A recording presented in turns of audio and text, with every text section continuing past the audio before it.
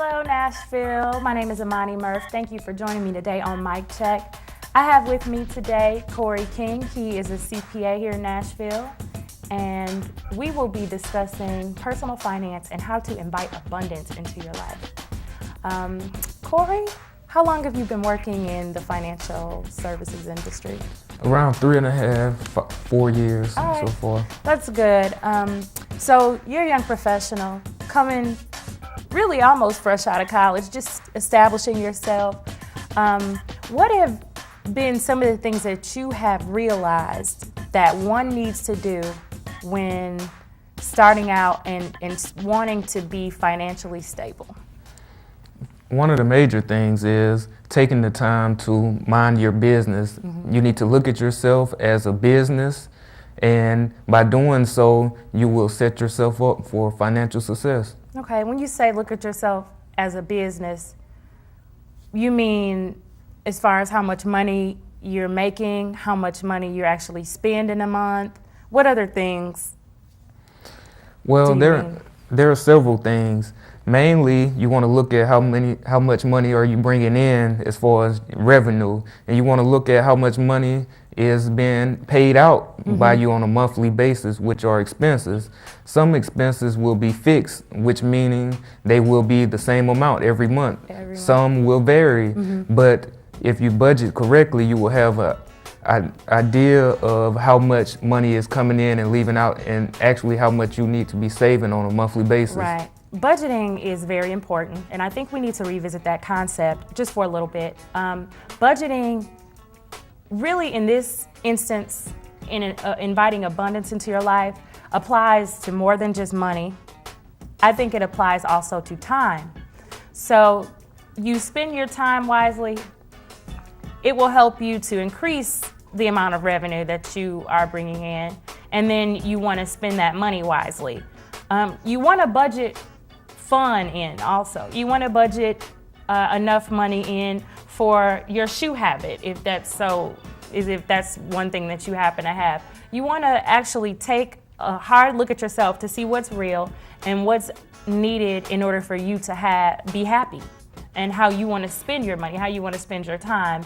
And in doing that, you're really getting an honest look at yourself and where you are at this particular time. You take that hard look at yourself, and then you visualize where it is you actually want to be. Visualizing what in your wildest dreams you want to accomplish financially. Like, what do you think about that part, just having a vision of where you want to be financially?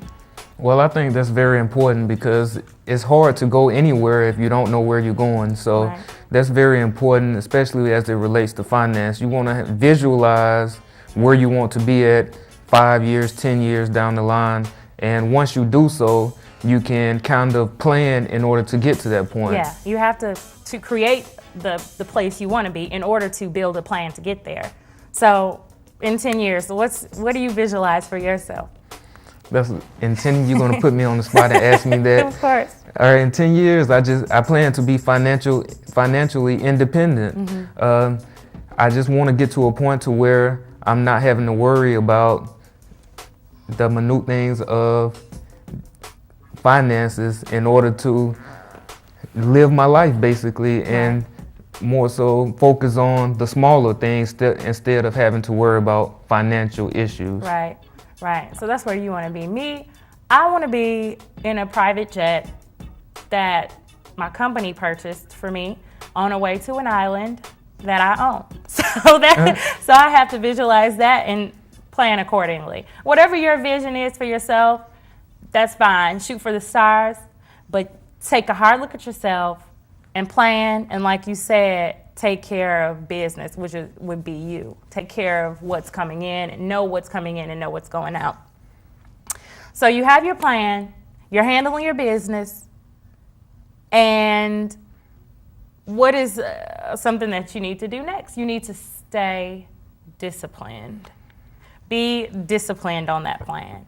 Don't deter from the plan that you have laid out to get you towards success. You may deter every now and then, but you will always realize that it's harder to jump back on the saddle once you've hopped off. What do you think about discipline? What are some of the ways that a person can stay focused, Yeah, discipline can be attributed a lot of times when you speak to people that have been successful in various things. They often, most than not, will attribute a large part of it to just being disciplined. And being disciplined is not a lot of times the most glamorous of things, but you have to keep and visualize what you want. Right. And ask yourself, if this is something important enough to me, I need to do the things that I need to do in order to get to where I want to be. If I want that yacht, or I want that too, but I did say private jet. If I want the private jet in the island, and I'm only right now saving $400 a month.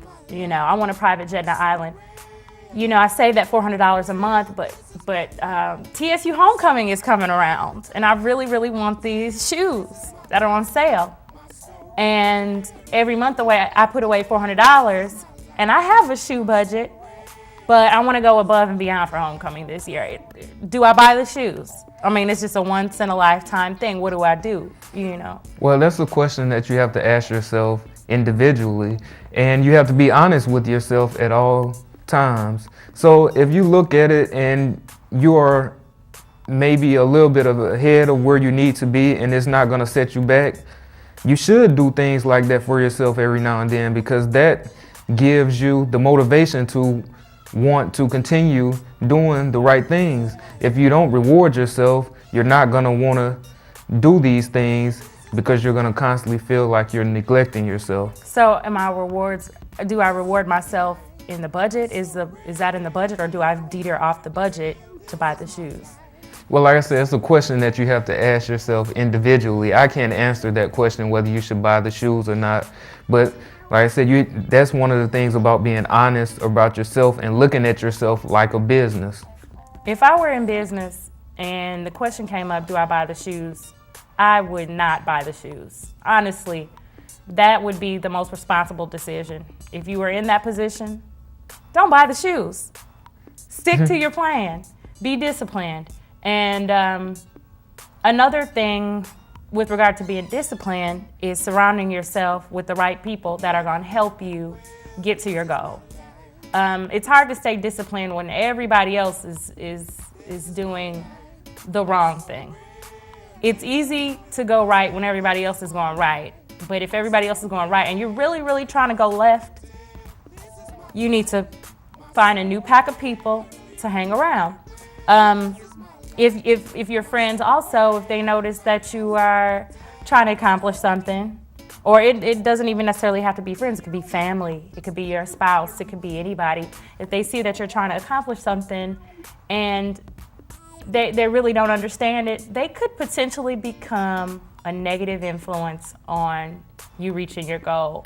How do you stay above that negativity? What are your suggestions for other people's input on your goal and your plan for being financially successful? Only you know what you need to do. Nobody else can tell you exactly what you need to do. Only you know that. And being a young adult, you need to take responsibility in that. And you need to have people whose opinion that you do value, but those people that I'm referring to, they shouldn't be people that tell you what you should and should not do. They should just state their opinion on the matter and respect you enough to make your own decision. Yeah, of course you want to make your own decision. And if someone doesn't understand your plan or your vision, that's fine. You just move forward with your vision, with your plan, execute it, and it will happen despite what other people around you may have in mind for you. So we're disciplined, we're handling our business, we are visualizing the success, visualizing the abundance, and we see where we want to be, we've planned for it, we're sticking to it. We have a little money saved up now. Say we're working our plan, we've been working our plan for a while, and we have a little money saved up. In excess of $5,000 or so. I believe that's a good time to start learning how to make your money work.